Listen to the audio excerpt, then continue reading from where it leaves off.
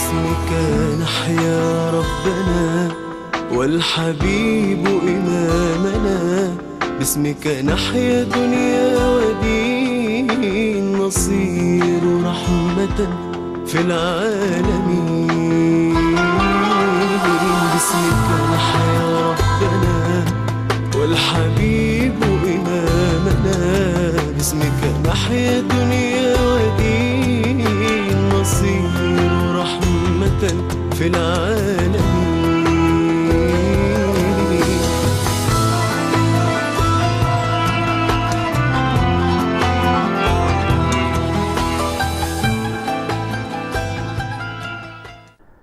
بسم الله الرحمن الرحيم.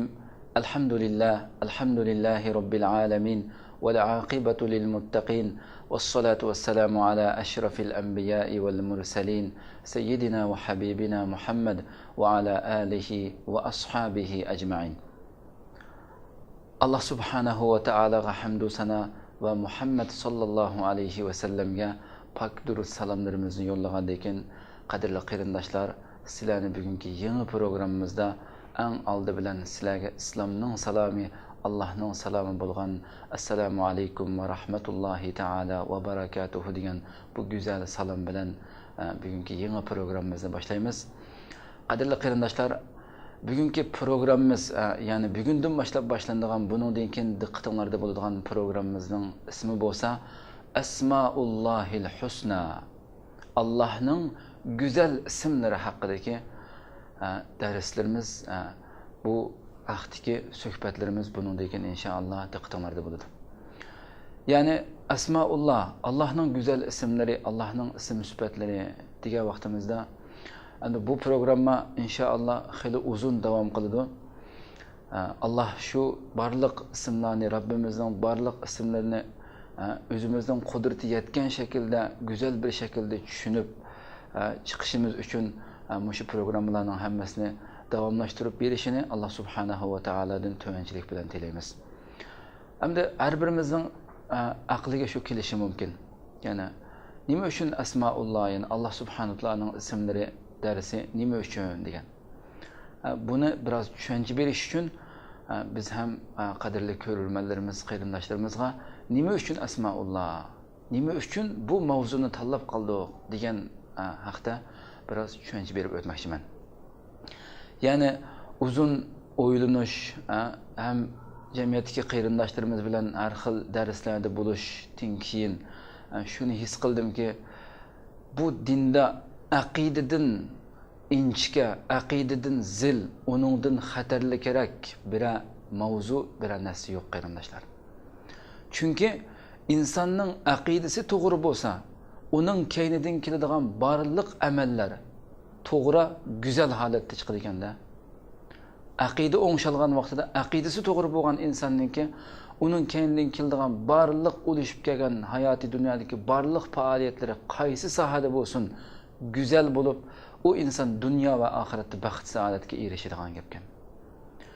Agar bu buzuq bo'lsa-chi, bu to'g'ri bo'lmagan shakldagi aqida bo'lsa-chi, onun keyninden erişip gelgen barliq amallarning hammasi şu aqida qandaq bo'lsa, amali ham buzuq şekilde, to'g'ri bo'lmagan şekilde bo'lgan gap. Shuning bilan bu inson dunyo va oxirat qandaq bo'ldi? Shaqiylik, dunyo va oxiratda baxt saodatning ta'min etolmay ketadigan gap. Bu shuning uchun bu intayin zil mavzu bo'lganligi uchun aqida mavzusi, bu mavzuni tanlab bu programımızda biz inşallah bunundan keyin Asmaullah dersimizni davomlashtiramiz. Qarindoshlar, chunki shundoq insonlar borki atrofimizda biz o'zimiz aralashayotgan, ko'rayotgan, hatto anglagan, ko'rgan shunday insonlar borki, ya'ni ularning aqidasi xato bo'lganligi, aqidasi buzuq bo'lganligi sababli axloqi ham buzuq, axloqi ham nachar shunday insonlarni ko'ramiz. Yani biz dini cihatdan hiç qanday ma'lumot yo'q insonlarni qo'yib turaylik. Albatta hech qanday ma'lumot bo'lmagandan keyin ular shuningga yarasha amal qildi. Ammo o'zini dini jihatdan ma'lumoti bor deyotgan insonlar, diniy sohaning ichidagi musulmon taqvodor 5 vaqt namozni o'qiydigan shunday insonlarning ichida ham biz ko'rayotgan. Yani ularning aqidasiga qaraydigan bo'lsak, so'zlayotgan so'zlarga qaraydigan bo'lsak, hayron qoladigan so'zlarni, ya'ni aqidaga zid bo'lgan narsalarni so'zlab, xiyol yo'q so'zlayoladigan, xiyol yo'q so'zlaydigan narsani anglaymiz qarindoshlar. Nima uchun? Chunki bu aqida to'g'ri bir shaklda tushunilmaganligi, to'g'ri bir shaklda egallanmaganligi uchun, tushunmaganligi uchun ularning so'zlayotgan so'zlari, qilayotgan ish faoliyatlari ham o'zining e'tiqod qilayotgan bu dini va aqidasiga zid holatda chiqadigan gap. Payg'ambar alayhissalom mening ummatimda shundoq bir insonlar keladiki, chiqadiki, ular dindan shundoq so'zlaydi degan. Ya dindan shundoq so'zlaydi. Xuddi o'qiyadan o'q chiqqandek ularning og'zidan din degan narsa, shu diniy so'zlar shunday chiqadi. Ularning oldida namozinglarni, ularning namozi oldida to'van noit oddiy chaqlab qolasizlar deydi. ibodatinglarni to'van oddiy chaqlab qolasizlar ularning ibodati oldida. Shundoq, ular Qur'oni Karimni o'qiydi, yaqraunal Qur'an la yujavizu hanajirahum. Qur'oni Karimni o'qiydi, lekin Qur'oni Karim ularningki bu gelidan o'tmaydi. Ig'izli qilib bu narsa. Ya'ni qalbga, yuragiga o'tmaklik, ixlos deydigan narsa yo'q. Mushunda shaklda Qur'oni Payg'ambar alayhisalom hadisida yamruquna minad-dini kama yamruqus sahmu minar-ramiyya. Ular dindan xuddi shu o'qiyadan o'q chiqqandek ana so'zlaydi dedi. Yana shundoq insonlar Payg'ambar alayhisalom bildirganki, yana shundoq insonlar borki, ularning qiyomat kuni amallari, dunyoda qilgan amallari tihomatigida shundoq ko'p amal qilgan, jiq amal qilgan shundoq insonlar keldi qiyomat kuni. Lekin Allah subhanahu va taala ashlarning hammasini haba'an mansura, ya'ni chong to'zon shunda poch bo'lib ketgan chong to'zondek qilib o'tadi Allah subhanahu va taala. Ularning qilgan amallari, namoz o'qigan namozlari, qilgan amallari, tutgan ro'zlari hammasi chong to'zon qilib o'tadi. Nima uchun degan vaqtida Payg'ambar alayhisalom hadisida nima degan desa, chunki ular lakinnahum iza khalaw bi maharimillahi intahakuha. Ular xoli qilganda Allah subhanahu va taala cheklagan, Allah harom qilgan narsalar, bu amallar bilan, bu ishlar bilan xoli qilgan vaqtida qanday qilgan? Allah'ның bekitgan chegaralarini dassigan, buningdan eshib ketdi, buni yanchiydi, bu chegaradan tajovuz qilib o'tadi degan. Qalblariga bormagan, ig'izda bor bu din. Bu diniy masala, Allah, Rasul, bu narsalarning hammasi ig'izida bor, lekin qalblarida yo'q bo'lganligi uchun kishilarning oldida shundoq taqvodek ko'rinsa, kishilarning oldida qilgan so'zlari shu qadar esil, cho'ng sifatlik chiqayotgan, ammo lekin ular xoli qilgan vaqtlarida Allah subhanahu va taolaning cheklagan narsalarini qilaveradigan kishilar. Chunki ular qanchalik ana shu qiyomat kuni shunchalik ko'p amal bilan kasma hammasini haba'an mansura qilib o'tishi, hech bir ixlos yo'q ularda faqat. Ixlos bo'lmoq, chunki Allah subhanahu va taolo har qanday bir amalni ixlos tepilmasa o amalda, ya'ni Allah subhanahu va taolaning rizoligi ko'zlanmasa va u amal to'g'ri bo'lmasa, ya'ni Rasululloh sallallohu alayhi va sallamning shariati, sunnatiga muvofiq kelgan shaklda bo'lmasa, hech bir amal Allah subhanahu va taolaning dargohida qabul qilinmaydi. Shuning uchun biz qarindoshlar, aqida mavzusi intayin muhim bo'lganligi uchun bu aqida xuddi misol keltirish to'g'ri kelsa qarindoshlar, bir poyezdninki eng bosh motorba, birinchi vagonga o'xshaydi. Motorboya. Bu motor sog'lom, poyezdning beshi sog'lom so'raydigan bu motorboya sog'lom, bejirim bo'lsa, uning kaynidagi butkul vagonlarni bejirim holatda, bexatar holatda so'rab ma'aliginidek, agar buzuq kashili bo'lsa, keyindagi vagonlarni so'rab ma'amay chatoq chiqarganidek, bu aqida to'g'ri bo'lgan vaqtida, sog'lom bo'lgan vaqtida uning keynidan keladigan barliq amallarimiz inshaalloh shu aqidamizga munosib holatda to'g'ri bo'lgan gap. Bo'lmasa, uning keynidan qilayotgan har qanday amal qilib ketayli, xatolikning ustiga chiqadigan gap. Shuning uchun bu aqida mavzusiga yuzlandi qarindoshlar. Aqida mavzusi haqida. Aqidadagi eng xatarlik mavzu.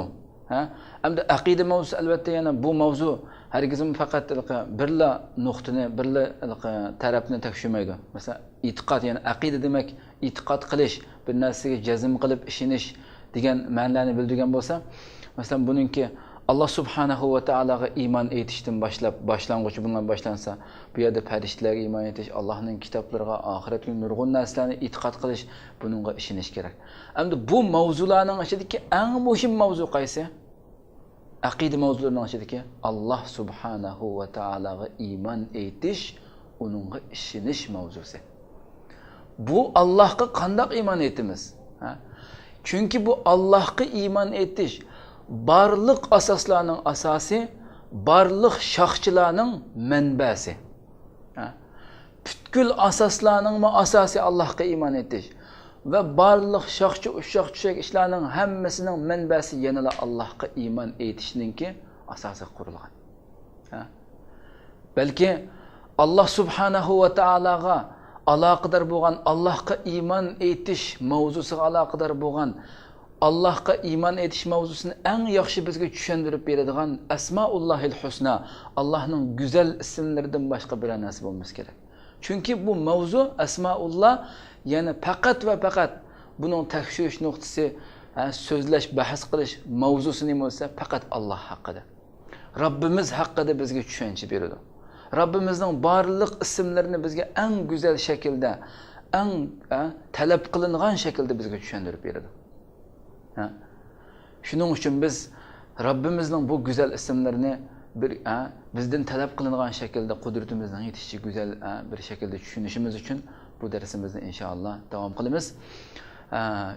Chunki hamda inson agarda Alloh subhanahu va taolaning butkul koinotlarni yaratquchi, o'zini yaratquchi ekanligi, xoliq yaratquchi ekanligiga iymon etish bilan kifoyalanib, uningdan ko'p texinbek uning boshqa go'zal ism sifatlarini talab qilmasdan, uni o'rganmasdan va Alloh subhanahu va taolaning buyrug'iga, cheklimlariga bo'ysunmasdan, uning oldida tiz bukmasdan va uning shariatidan hukm talab qilmasdan, faqat va faqat Allohning yaratquchi ekanligidan iborat bu sifatiga iymon etish bilan cheklanib qolsa, buning bilan kifoyalansa, o'ylab boqaylik qarindoshlar, bu insonning iymoni ilgiriki Mekke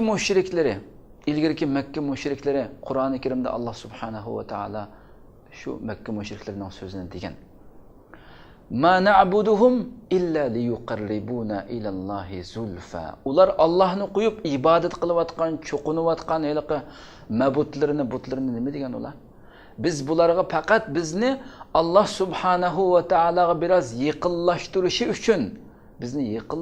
uchun ibodat qilamiz degan. Bugungi kunimizda qarindoshlar, bu fikrlarning chechilang'u fikrlar, xilma-xil nazariyalar qoplab ketgan bir dunyoda yashayapmiz. İnson nurg'unlagan, anglamagan har xil nazariyani oladi, har xil tushunchalar bilan yashaydi atrofida. Heli uningdan qo'rqayotgan, heli buningdan ansirayotgan, heli buningdan bir xil narsalarni ya uningdan manfaat kutayotgan, ya tama qilayotgan, birisi hech kim aziz qilinmaydi, xor qilinmaydi dunyoda Alloh subhanahu taoladan boshqa. Ya'ni bir mu'minmi o'zi xohlamagan shaklda, o'zi iroda qilmagan ish tuyuqsi, hech bir ixtiyorsiz shaklda nurg'unlagan aqidasiga zid amallarga, aqidasiga zid tushunchalarga kirib qolgan gap. Shuning uchun bir inson, bir mu'min Alloh subhanahu va taolaning faqat yaratquchi ismi bilan iymon etish bilan, buning bilan kifoyalanib boshqa ismlar haqida izlanmagan vaqtida, tushunmagan vaqtimizda qanday qilamiz? Bizning iymonimiz ana shu ilgari Allohni qo'yib ibodat qilayotgan narsalarni biz bularga faqat bizni Allohga yaqinlashtirishi uchun ibodat qilamiz degan shu mushriklarning shularning iymonidan hech bir ko'p farqlanmasi kerak. Farqlanmaydigan bir iymon bo'lib qolishi kerak. Chunki nurg'unlagan buningdan bir narsalarni umid qilamiz, buningdan qo'lidan ish keldiganda qaraymiz, dunyoni falon pustallarning boshqarayotganligini o'ylab qolamiz. Bu aqidaga butunlay zidki bu ishlar. Qarindoshlar, endi biz bugun muqaddima shaklida oldi bilan biz so'zlaydigan nima desa, Alloh subhanahu va taolaninki bu Asmaullahil Husna, bu go'zal ismlarninki Allohning da'vatiga da'vat qilishdagi o'rni zodi nada, ahamiyati nima degan bu mavzuda, bu nuqtada biroz tushuncha berib o'tmoqchi. Birinchisi, ya'ni Alloh subhanahu va taolo insonga bir idrok qilish quvvati, tushunish, idrok qilish, bilish quvvatini ato qildi Alloh subhanahu va taolo. bu kuch-quvvatni ato qilgandan keyin endi bu ato qilgan bu xususiyat bilan inson barliq boshqa mahluqotlardan alohida qildi Alloh subhanahu va taolo bu ne'matni ato qilish bilan. Bu Alloh subhanahu va taolo bizga ato qilgan bu ne'mat bizni nimani talab qildi bizdan? Haqiqatni izlashimizni, haqiqatni talab qilishni taqozo qiladi. Ya'ni insonga bu qudrat, bu xususiyat nima uchun ato qilindi? İdrak qilish, tushunish, tafakkur qilish, aqlini ishiltish bu ne'mat nima uchun berildi? Haqiqatni izlab topsin, haqiqatni o'rgansin, bilsin deb berildi bu narsa. Shuning uchun bir inson bu haqiqat to'g'risida izlanmagicha, va o'zining mavjud bo'lish, dunyodagi mavjud bo'lish siri haqida izlanmagicha va o'zining mushu dunyoda mavjud bo'lish nishoni, g'oyasi haqida izlanmagicha va mushu dunyoda bor bo'lib, mushu dunyo hayotida yashagan muddatcha o'zi qila oladigan eng esil, eng afzal, eng yaxshi amal mumkin bo'ladigan eng yaxshi amalni izlab bu haqda izlanmagicha, buni izlanmay buningga sal qarasa inson o'zining insoniylik darajasidan tövanga tushib boshqa bir mahluqotlarning darajasiga tushgan bo'ladi qardoshlar. İnsoniylik darajasidan tövanga tushgan bo'ladi. Ya'ni nurg'unlagan hojatlar bor Alloh subhanahu va taolo inson uchun keraklik bo'lgan.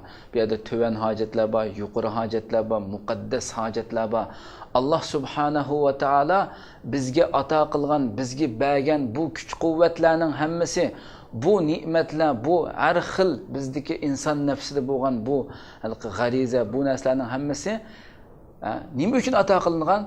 Shuning hammasining talabiga loyiq ravishda biz uning talabini qondirishimiz kerak. Va biz Alloh subhanahu va taolo bizning bir narsani tomoq yeyish, ussash, qo'saq ichish, bu g'ariza, bu nimani bergandan keyin buni biz qondirishimiz kerak.